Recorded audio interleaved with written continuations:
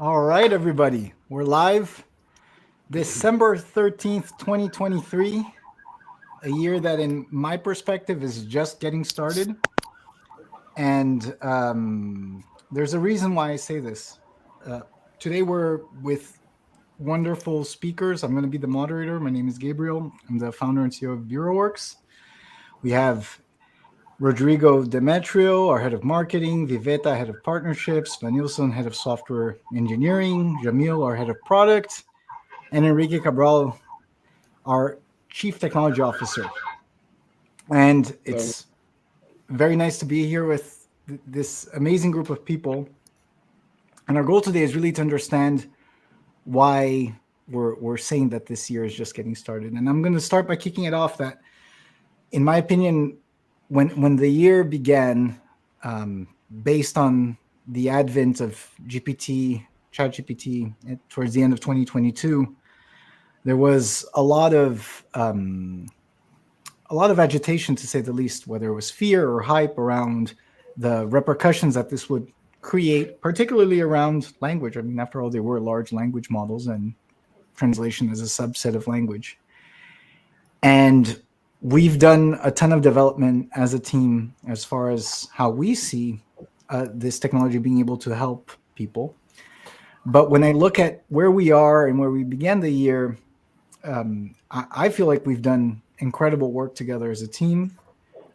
I'm very proud of everything that we've done. And at the same time, when I look at how I don't have, let's say, overall statistical evidence, but based on all of the conversations, all of the anecdotes, all of the information that I come across, I still feel like most are still in a pattern of waiting and seeing rather than doing. And I want to open it up by asking Vanilson, what was what were language models all about in your perspective, and what did we try to do about it? okay, nice. Thank you, Gabriel. And quite an interesting question. So, happy to be here. Thank you a lot for the invitation, guys. Yes, like you said, large language models, they have changed a lot, under my perspective of software engineer, a lot the way we develop software. I mean, the way we develop AI powered software. So I like that a lot. Andrew Ng's quote, which is AI is the new electricity. So, in fact, I had the curiosity to read about the history of electricity, and 1 century ago, electricity consumers, they were supposed to maintain their own power station. So they had to be aware about how to generate electricity by themselves. So I think if you can make an analogy with the impact of AI in our the way we develop software, I think we somehow has the same situation, because if we imagine like 1 year ago or 2 years ago, if we tried to add some AI functionality in our system, we are supposed to maintain our own power station. We are supposed to collect the data, label data, train the model, deploy the model, and it's a very time-consuming task. Like um, some months, 5 months, 1 year to make an AI available, AI feature available in our system. And after the APIs, it's like electricity. It's like pressing a button. Like if N2 turns the lights on and off, it's like pressing a button. It's like to using the API. So it makes a hell of a difference, because you can do things quickly. You can do things, we can be focused on the creative process of thinking about new features on top of this new electricity, this new infrastructure. So this is the context under the perspective of software engineering, as you asked me about the software engineering, but how we could realize that we could benefit from using the large language models in our system. We tried and we did that. We realized that using some techniques like few shot learning and context of prompting, we could create a very dynamic engine, a very dynamic translation engine that is context aware. So it's aware about the context, about the terminology, and it can change, dynamically at the runtime. If you change your terminology, the engine can update the translations instantly. So it makes also a hell of difference in terms of how we translate that. But in my opinion, the key point in our approach in how to use large language models is because our approach, in my opinion, is a linguist-centered approach. We are not thinking about replacing the linguists, and we are not thinking about and the machines only. We are thinking about how we can combine individual, collective intelligence with machines and artificial intelligence together, and trying to think about how this combination can be used to solve some linguistic challenges, translation related problems. This also makes a hell of difference because we are not talking about replacement, so we are talking about how to create new ways of doing things. It's totally different about so this is my perspective as a software engineer, and also how we can see how we can benefit from using large language models in the context of translation systems. What do you guys think about it? It makes sense for you guys or No, not? I mean, I loved everything that you said. I'm just trying to take mental notes here because there was so much good content packed. I mean, I had never thought about the idea of how you described of AI as electricity, and it's just to me it's super interesting how I mean you talked about so many things, right? And I think this is a great segue to a question that I have for Enrique. But basically, there's a lot of debate around what AI is and what it isn't. And I think one of the things that permeates this debate is there's a lot of either hyping up what its capabilities or really downplaying it by focusing on where it fails and what it does poorly and so on. And I think highlighting your approach, one of the pivotal moments for us, I believe, is that we tried to focus, like you said, a few highlights, like a more linguist centered approach. But underlying that as well, I think that the fact that we focused on a linguist centered approach kind of allowed us not to focus so much on whether it was right or wrong, but more on how it could be helpful. And alongside with that, there were so many different constraints that we had around rate limits, computational costs, and things like that.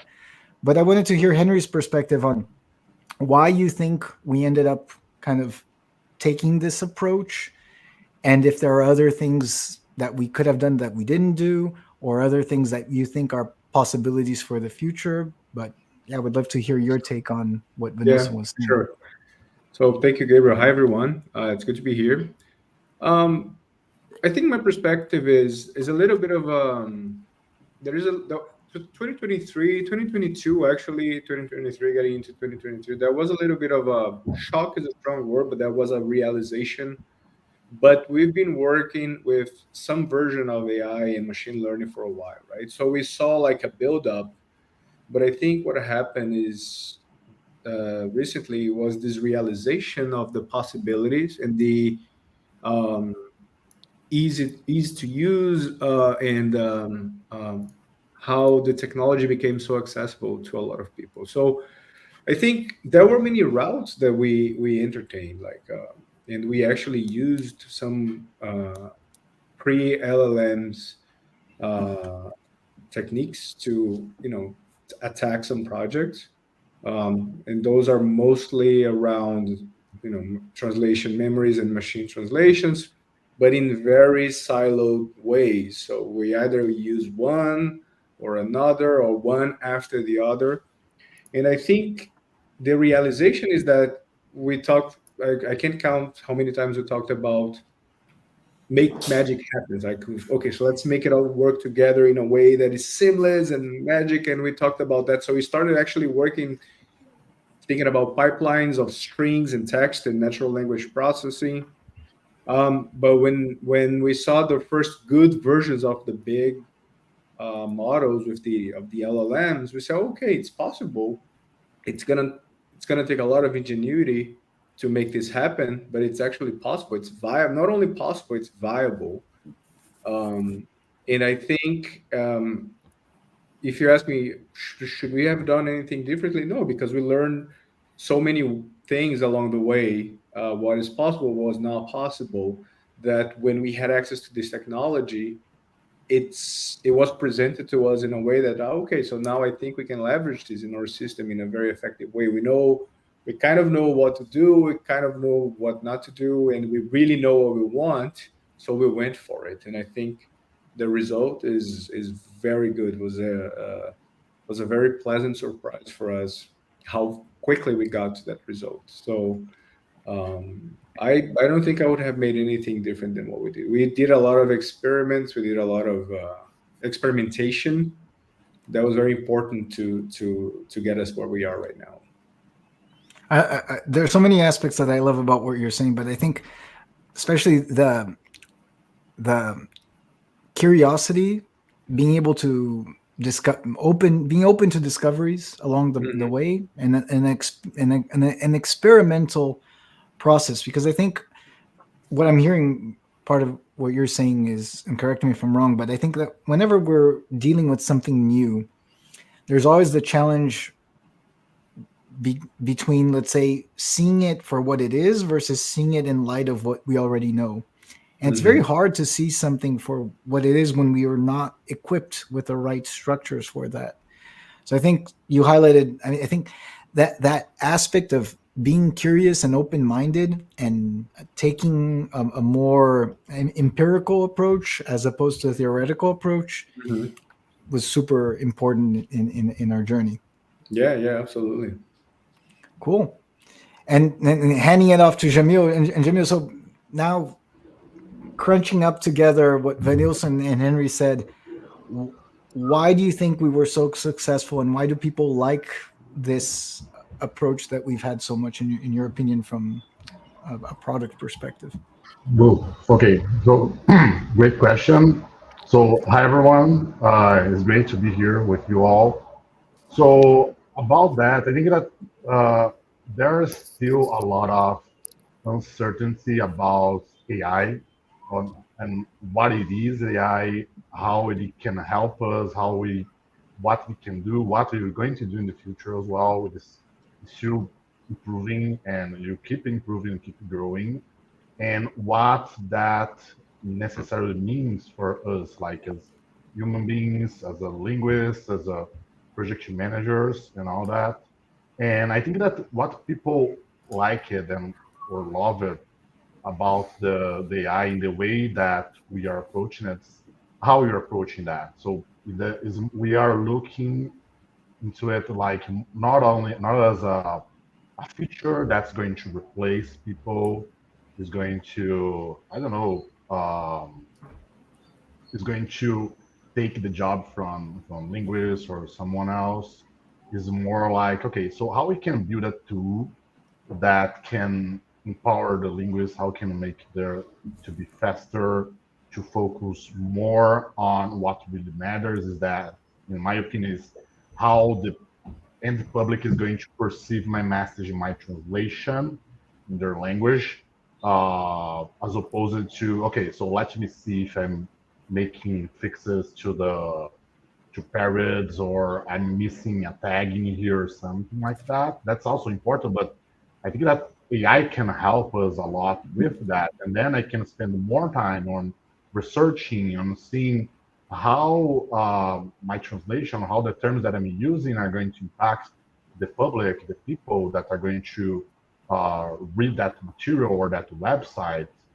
And yeah, I think that is more about the way that we look at the AI, and we try to make it as like a really powerful tool to for translators and for everyone, but especially for translator, for linguists.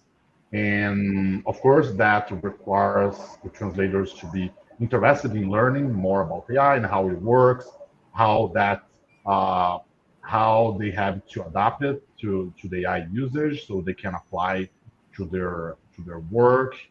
But yeah, I think that we took a nice approach. Of course, I'm biased about that, but I think that is we try to be as human as possible in terms of The human is the one that makes the final decision. AI is another tool, it's a really powerful tool, but it's another tool that will just help people to get great results from it. I think I love what you're saying, and one thing that I want to emphasize about something that I caught in what you're saying, but I think it's worth highlighting, which is I think we've been seeing and we continue to see it as an AI as a tool for humans and not as a replacement for humans. And that may seem like a subtlety or like a linguistic just manipulation, but it makes all the difference in the world, right? It's not meant to, in our eyes, it's not meant to displace, replace. It really is, let's say, in my opinion, if I'm a sculptor and I have a chisel, the way you're describing it, it's like having a better chisel, having something that gives me, it augments my chiseling experience. And I really like that in what you're saying. And I think it's a great segue for Rodrigo to tell us your interpretation of what it is. And I think one of the things so cool is that we have so far we've heard the perspectives of Jamil and of Enrique and Vanilson, who are both software engineers coming from very software oriented backgrounds. Jamil, who has been in the localization space for 10 years. And now Rodrigo can share his perspective of someone who's been in this space for less time and is actually looking at it from more of a digital marketing perspective. But would love to hear your thoughts, Rodrigo. What do you think we accomplished, and what do you think is special about it, Hello, or how would you everyone. describe it? Nice. Thank you, Gabriel. Hello, everyone. It's a pleasure to be here. Well, for me, this kind of conversational style, when you have all the moment like an assistant helping you and looking to other things that you can't keep the same pace. And I think, well, I like this model, this conversational model, where you can fine tune the output. It seems I like to compare it like a Google a, a Google Translator where you can change the output according to your preferences. So, and my analogy, I said that in our last two events. Sorry if you were there, but my analogy it's with the well, it this comparison with old media, old broadcast media like TV, radio, newspaper. When you get all the information, we just absorb the information, and when we compare to social media where we can reply and share, repost, and show our thoughts, share our thoughts. So it's the same analogy because we can't change machine translation output, but with AI in this universe that I can change the prompt and I can interact, and then that is the analogy I used to use because for me when we use AI in our universe, it's like we are fine tuning, we are adjusting, we are creating better and better prompts. Of course, always from an user perspective. I know in many platforms there are many layers behind it that is can improve it even better. All these these outputs, but but for me it's like that we can sometimes even thinking about interface. It's so nice when we just talk with we just type like a conversation without having to select stuff in your interface. You just describe as it is, and I think for linguists they are they are very good in language. I think AI it's all about language. Sometimes I can't really recognize why AI doesn't have a massive adoption because it's sometimes I struggle with language, but for linguistics that it's easy peasy. So yeah, that's the way how I see from a marketing and content perspective. Yeah, I hear again. Really love what you're saying, and I hear this connection with between dialogue and language, right? And I think one of the things you've been saying a lot is the difference between monodirectional conversations and bidirectional conversations. And this is something that you didn't say directly today, but it's something we've talked about a lot, about learning styles and how people feel. And I think just based on our conversations, I loved when you made the analogy between watching TV versus being on social media, where you're just on one hand you're being exposed to information, but you can't talk back to like the news anchor or whoever's on the other side. And in social media, even if they don't get back to you, you do have the possibility of interacting, right?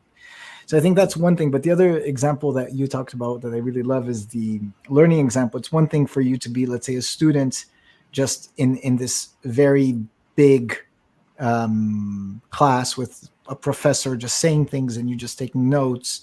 And it's another thing to be in a seminar style classroom with few students where you're interacting back and forth, and that you're making this connection between dialogue, language, learning, which in my opinion is at the core of what we're doing. And I think this is perfect segue for Viveta, who is a PhD candidate in machine translation and linguistics and computational linguistics. And I would love to hear from you, Viveta, who has been with us not for that long, but I know that you're a big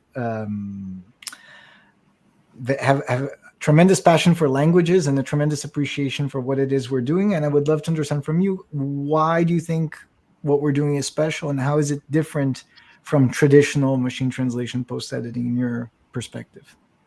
Mm-hmm. So it's great to be with you, with the team. Thank you for inviting me. What you're doing is really special, and we discussed this many times, that it is a differentiator because at the heart of all the process is the linguist. So we have the translator at the heart of the process, at the heart of the translation technology. We are thoughtful, and we are not thinking about them being replaced, but we try to assist them. But the whole thing is different in this era, because translators over the years, they had to face three phases. The first phase was with translation memories, then we had the phase with machine translation, and now we have the AI. So when we were at the stage of machine translation and post-editing, there I was saying that it was a kind of having in our hands the responsibility of nuclear engineering. So this was because the transition from statistical machine translation to neural machine translation happened in a way where you could not define the errors easily. But the good thing was that you could train the system, the engine, and you could know in a way what are going to be the errors to be produced. So if you were trained enough to use nuclear engineering, then it worked. But if you were not an expert and not a trained linguist, and still this happens, then this does not work. It's very dangerous in their own hands. Now we go from the nuclear engineering to the AI translation. And there we have civil engineering, I would say. We are architectures in the sense, like you say, that we mold. We are teachers. We train the system. So right now we go from a trainer or a user or an annotator to a teacher, where we learn with the system and the system learns from us, and there is all this interaction and flow. For all of us who have not realized yet, it's not a very easy concept. So machine translation, I could say, and post-editing, machine translation actually is static, while AI is flowing, because machine translation happens in a very controlled environment, while AI is not something to be controlled. So translators cannot monitor exactly what are the errors and how to detect them and how to correct them. And this is what is special, because you asked me about us, because we use AI in an assistive way. We don't try to make miracles out of AI translation, but we use all the AI powered actions and features to be able to help translators and make them special, make them decision makers and problem solvers. And these are the two skills that I promote the most: decision making and problem solving. And these are the skills that are going to accompany, let's say, translators in the future, who, by the way, having this discussion, will always be translators, because even musicians, they have high-tech tools, but they still remain musicians. They never change their naming or their role. So it's not a matter of name, it's a matter of thinking mechanism and skills. I love what you're saying, Viveta. So many good Yeah, analogies interesting. to draw from. And what's interesting is, believe it or not, we didn't rehearse anything that we're saying today. And either we've been drinking too much of our own Kool-Aid, which is probably the right hypothesis, but all of us seem to converge on the idea that this tech is not meant to replace people; it's meant to augment it. And I think all of us are converging on the idea that humans are still at the center, and all of us are converging that we believe, at least, that it's a more positive experience. And just taking what you're talking about, that one of the terms that we've been using is the language flow architect, and how we came up with that term as a highly empowering term, exactly how you're saying, like, um, further enhancing more faculties, higher linguistic faculties and capabilities, like editing, style, tone, discourse analysis, right? And even that sometimes gets seen as depreciative. Um, and I would love now that we've all kind of like made our opening remarks, I would love to throw it out there to anybody who wants to talk about this. In your opinion, why do people see it in such a different light than we see it? Again, maybe it's just the Kool-Aid that's too good, but why do people still see it so much as a threat? And kind of like conjoined with that question is, if you have technology that's capable of making you work twice as fast, make twice as much more money from a translator perspective, why is it so daunting? Why is it so scary? And yeah, would love to hear from anybody who wants to answer that. I can jump in on that a little bit. And with the I have recently, without getting into any of the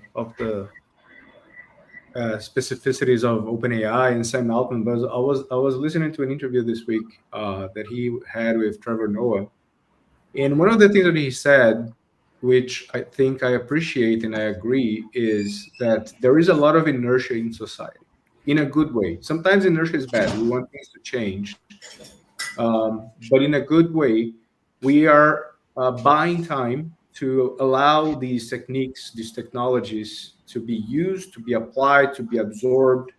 And so there's no replacement. There is no, it's not even a word that we use. I mean, it's like another tool that we have at our disposal to really attack the problems that we have. I think at the end of the day, when you say we are drinking our own Kool-Aid, I think all of us are looking for better ways to work, to live our lives, to be happy. Maybe I'm too abstract about it, but it's true, right? We want better results in the end. We want to have more time to enjoy our families. We want to work better in general, right? And I think on building up on what everybody's saying here, just like we use different services, just like we build our own tools, just like we use many service providers, it's a huge supply chain. I think we share this responsibility to bring clarity, to bring elucidation, to bring technology features to the world, and discuss that openly, as like we're doing now, and say, okay, we have technology, we have a platform, we have this and that, but we are also sharing our concerns. We want to listen from different, you know, different people with different walks of life, on how to do that the best possible way. So I think this inertia, this the speed with which the society will embrace the technology, is actually something that we should use in our favor. Okay, so we can test, iterate, deploy, do what we've been doing, right? Learning from it, so that we are in a good position in the world to live in this world, right? But we also share this responsibility to educate and be responsible, and we are inheriting a lot of knowledge from so many people, providers, and I think we have a little bit of a share in that, taking this forward, moving forward with all that.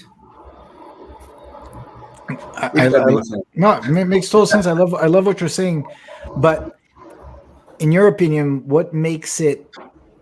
I mean, I hear so many good intentions and well-founded values.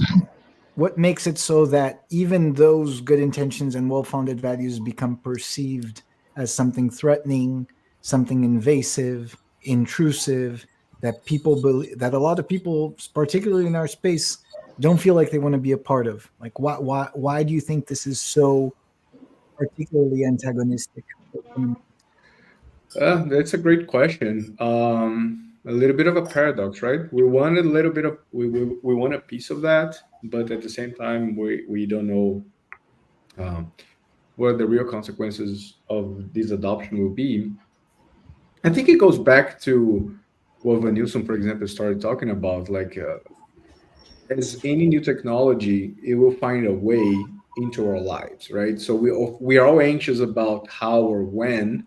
It's very fast. So the speed with which we have access to technology, and how much technology evolves in the span of 1 to 5 years is, we can even talk about 10 years now. We know we used to talk about AI in 10-year intervals, right? Now we can, okay, maybe 1 year, two, five, I don't know, right? So I think we have to understand and accept that it will take a little bit of time to make sense of what's happening right now. We're gonna look back and say, oh, okay, now I can connect the dots, like Steve Jobs said. It's very easy to look back and connect 20 years of dots. So I think we're just gonna surf the wave, and in the future look back, hopefully not in a therapy chair, and say, oh, okay, this is what happened, and that's why we are here. um, it is a little bit of there is a little bit of antagonism, for sure. There is a lot of anxiety. uh, I personally don't see, like, maybe because we understand a lot of the intricacies of the technology, we don't see that changing radically very fast. It's going to be gradual. There's a lot of hype because um, the responses that we get from systems are very good, right? But if you think about it, if you try to use that 100% of your day, it's not feasible. It's not doable, right? I still get bad results from my Spotify DJ, in my car. I still get a lot of you know we still talk about hallucinations, and then how do we prevent that, how we minimize that? We know it's not a, as an engineer, we are used to very precise uh, routes or flows or outcomes. Now we're getting used to, oh, maybe it's a more mushy technology that we have to be able to to to work with, right? If you can imagine how these systems will talk to each other. Today we talk, oh, we can integrate an API with an API and do this and do that. That's very deterministic, very easy to visualize. But when you start thinking about, oh, what about systems talking to each other? A very good vision system talking to a very good language system, what comes out of that? So we don't know yet. There are many people working on those interfaces, and calling AIOS, or however you want to put it. So I think it's exciting. I think it's a very exciting to be in this position. And again, I think the antagonism, going back to your question, trying to go back to your question, is we have this responsibility in trying to to to put ourselves out there and help clarifying the intent, the outcomes. The future is 1 or 2 years ahead, not five. So Yeah, well, what I hear in your words that really resonates with me is that once you go past like the hype and you look at the thing for what it is and what it's mhm. not and its limitations, you realize that it's not as cool as it seems, and also not as threatening as it seems. It's useful, but Yeah. if you bear in mind its limitations, and I think there's an opportunity here to tie back what Rodrigo was saying, Viveta and Vanilson and Jamil as well, so that they talk about it from their perspectives. But I don't want to miss the opportunity because Viveta was talking about, let's say, the arts analogy or music, and it's almost like having, let's say, a classical violinist saying that what a DJ does is not music, and that's one respect. And then the other thing, tying to Rodrigo, is in so many areas, digital adoption is almost like a prerequisite for being a professional in that area, and that seems to be very different in our field. And then Vanilson tying it back to electricity, and I just love that metaphor and the idea of electricity doesn't mean that you don't still need a home. It just means that you can turn on a light bulb, right? And that kind of idea. And Jamil again with the focus on humans still having immense value, but would love to in light of those analogies that all of you brought to the table, would love to hear each of your perspectives on why you believe there's so much antagonism around it, and what can we do, like Henry was saying, in this process to non-pedantically educate people or raise awareness around how it can be useful rather than just threatening. I believe, and I think that this. I think that today that my special guest Johan Botha helped me to shape this idea. Is that it's not the tool that is a fear; it is the outcome.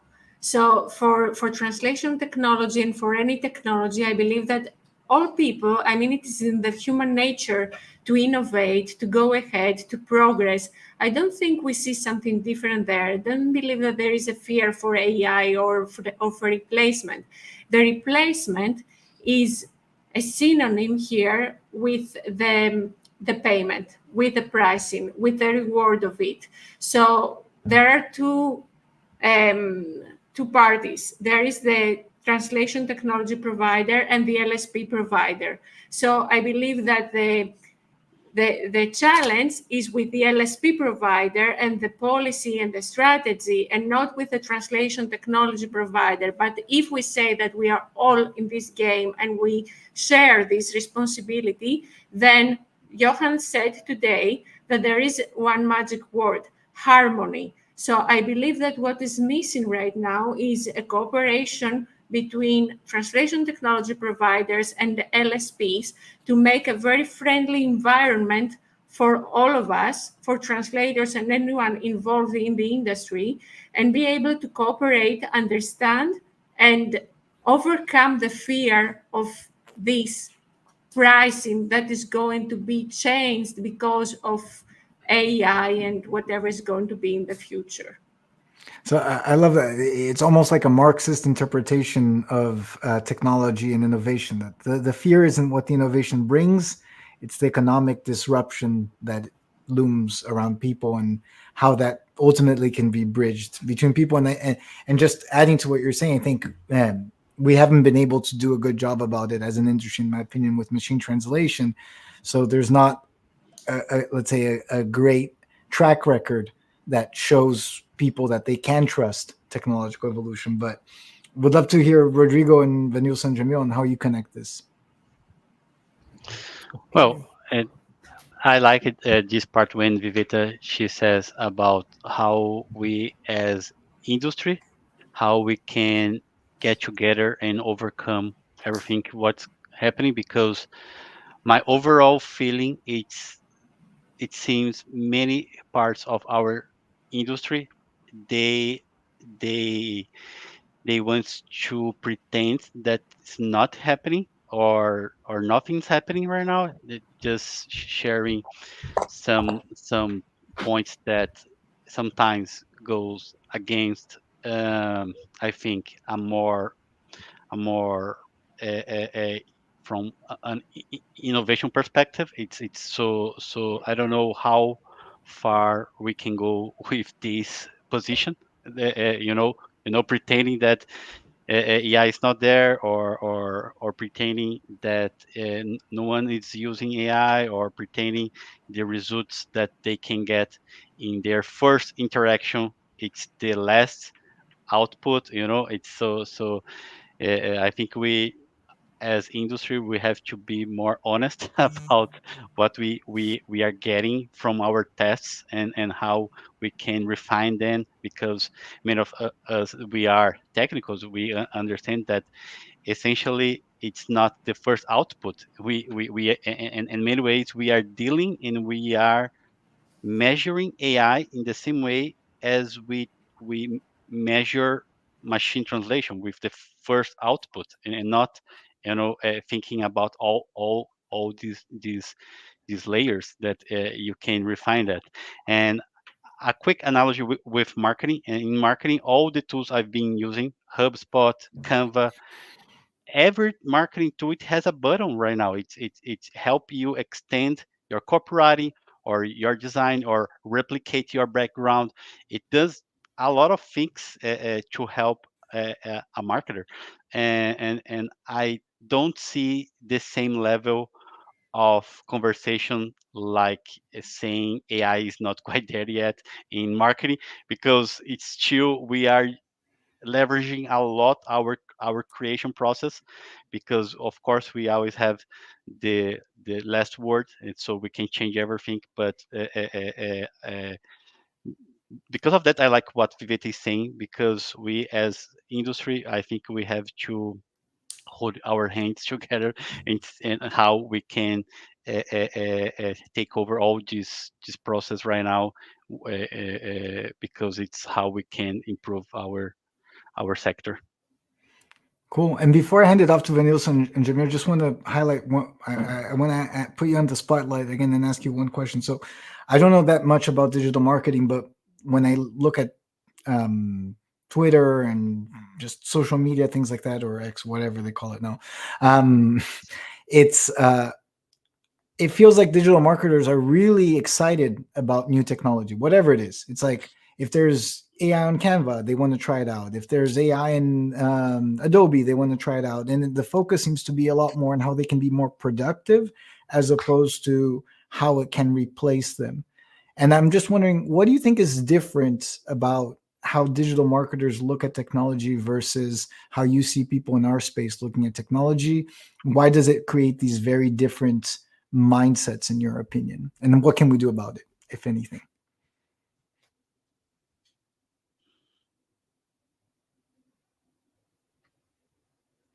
Rodrigo, I'd love to hear from you.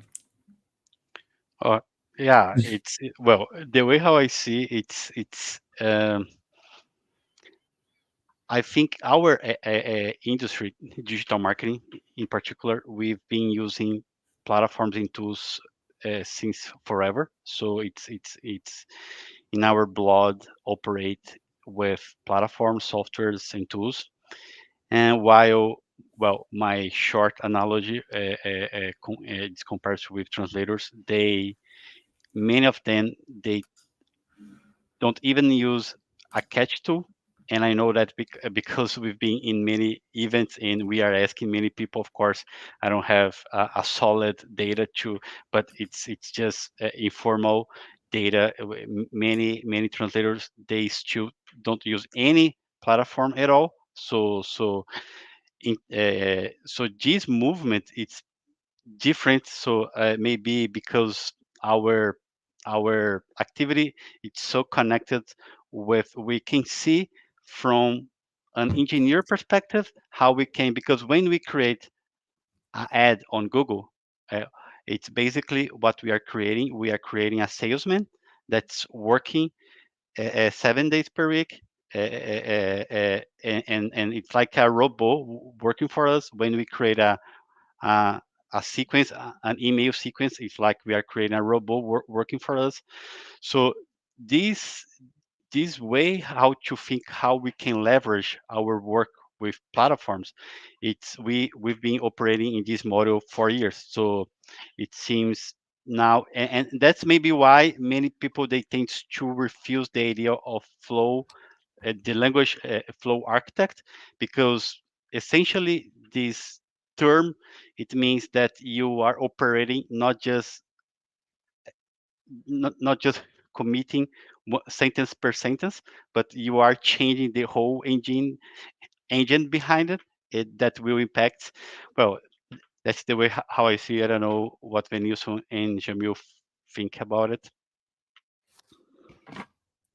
Right. So I have, of course, I don't know the right answer, but I have some possibilities about like why we there is this difficult in adoption and also how we can address that. Of course, that's just my opinion based on several conversations I had in the past several months and also based on observation.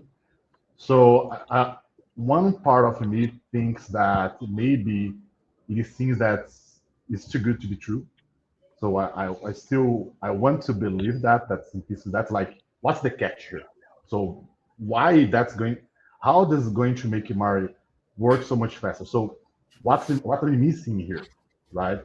And of course, it does not come without like effort adaptation. So the talking about like linguists particular, they had to learn how to use, how to apply that, and how to get the better of the AI.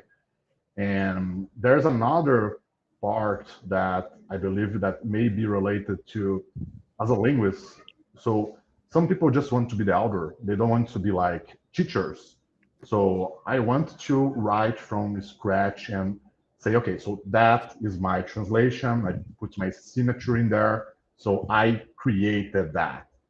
So that's another possibility. And instead of like teaching AI. So I teach AI and I receive like, I don't know, let's say 99% good translation, and then I just make a few adaptations here and there to make it good enough to deliver to the client. So that may not be like the feeling for the people that are using AI in that sense, and looking at like more as an author than rather than like a how I can better use my time in creating a good content for the end user. They feel like, hey, but that's not my translation. It is indeed their translation. Of course, the AI is learning like after during like weeks and months and years are going to learn from you. So that's what's being provided to is based on knowledge that have been shared with AI, and that's with glossary, translation memory, and everything. So that's another piece. Another one is related to now more like about enterprise clients and LSPs in general. It is difficult like to adoption in general. Like when you are in a company, it's not okay. Let's start using AI and that's it. So you have to convince people that AI is going to improve their process. So you have to have these difficult conversations internally. You have to put numbers together to show to the team and to everyone how that's going to help and how that's going to improve costs and everything. And it's difficult to have like this kind of human interactions and also change directions. I think that what Rodrigo also mentioned, that's kind of, I feel that's kind of different in our industry. We are not so used to changes like in the technology and an aspect. So we have machine translation, translation memory, and translation term base like for years. So it seems like okay, so okay, here comes another thing that's going to, in the end, I'm going to be paid less because I'm going to receive an AI fee, and too bad. Okay, so instead of like look at that, okay, so how I can use AI and the learning curve that AI has to be faster, so I can translate more content in less time, and not being paying less. Of course, if you focus on like those, I saw every single day like in LinkedIn, and that's fair. Like a lot of examples where AI does not create, let's say, a good translation, like horrible translations, and I think that that's again where what we're talking about here. Like AI is not replacing humans, but if you work against AI, you're not trying to teach AI and understand how powerful it can be and how AI can help you rather than like replace you, you'll never get the best of AI, right? And again, the best of AI is not replacing it. The best of AI is okay, providing you with a great feed where you can just make few adjustments, go to the next, and then start the next material like with no time, as opposed to what you do now. Like you spend like several hours going through to the document and oh, I missed that tag here. So when you deliver to the client, you just break the code, right? And oh, so just to finalize, sorry. So, and how we address that, I believe that we are trying to do like that through our webinars and try to spread the word about how it's important to talk about AI and to keep doing that.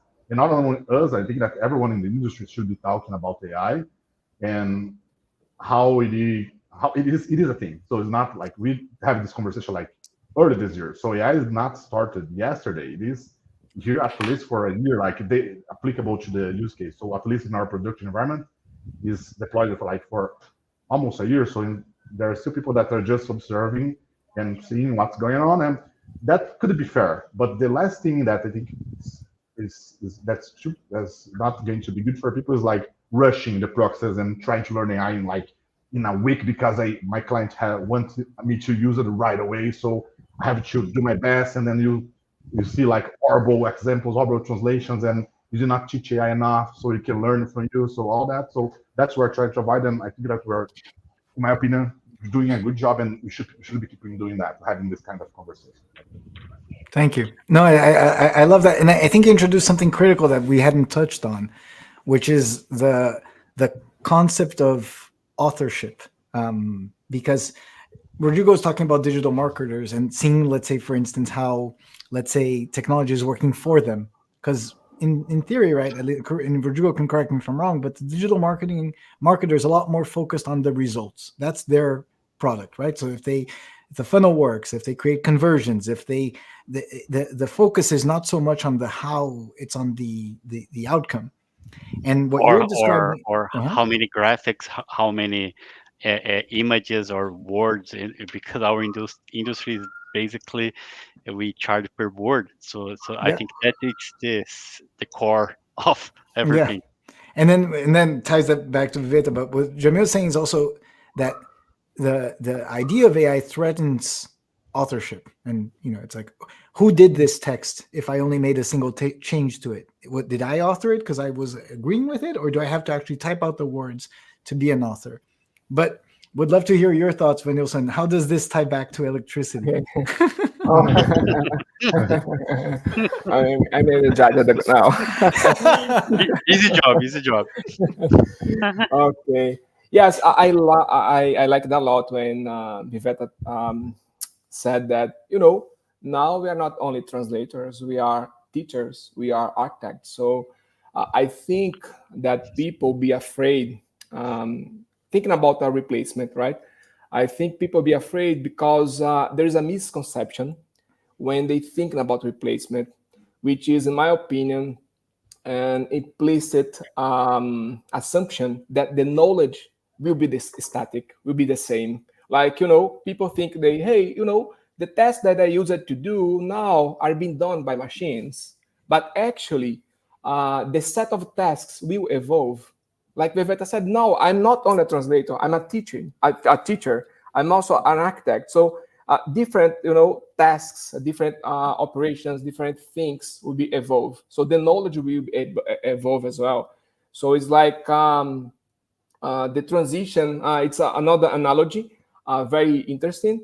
During the transition from the carriage industry to the car industry, we used to have like housekeepers, and they become mechanical engineers. So it's like what Viveta said, that I'm not a translator anymore. I'm not a translator, and now also a teacher, also an architect, and so on. So this is, in my opinion, the misconception. Like, okay, I'm thinking about the set of tasks that I use it to do, and I don't believe that this set of tasks, I can see that the knowledge will be static. I only see the knowledge as a static thing. The set of tasks is going to be the same, and will not be the same. They're evolving, and we are trying to think how to combine this machine AI electricity maybe with our capabilities as humans, how we can combine, how we can think about new ways of doing things. This is about creating new tasks, new things, new ways of doing things actually. So we put focus on only on that, and we forget that the knowledge will evolve. We are supposed to do new things in a different way. We are supposed to be teachers. We are supposed to be translators. We are supposed to be architects as well. So I think this is the misconception, in my opinion. It Thank makes you. sense for you guys. No, makes a lot of sense. And I like Natasha's comment saying it all started with Nikola Tesla. That's the connection with electricity. But we're approaching time. I'm just super grateful for our conversation. What I most love about talking to all of you on a daily basis is that I'm always learning. And again, we talk every day, and I still learned a ton of new things today from everybody. So I'm super grateful for the great thoughts, the great ideas. Very excited about what we are about to do next year, and also very proud of everything that we've done together as a team in 2023. I think one thing that's very clear to me from our conversation is that we're very far from having definitive answers around anything, but we're very open to figuring out together what these answers can look like. And I understand that there's tremendous fear around change, that and this change has been happening ever since we've been building fires as humans, or even before then. But if anything, I think, and this is maybe my cheesy moment, but I think that most importantly, when I do things with people that I love, what I do matters not that much, and that's why I believe so much in community. I think that if you're surrounded by people that excite you, that make you feel good about who you are, that challenge you to be a little bit better every day, then change is more bearable. And if you're alone and you feel under pressure and that the world is against you, it's very hard to see change as something positive.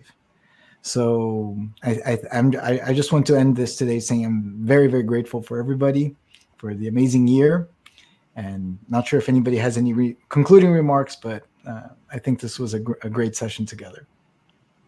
Very good. Thank you so much. Was great. Thank you very much. It was great to be here. All right. Thank you, everybody. Thank you, everyone. Take care. Thank you very Bye-bye. much. Bye-bye. Bye-bye.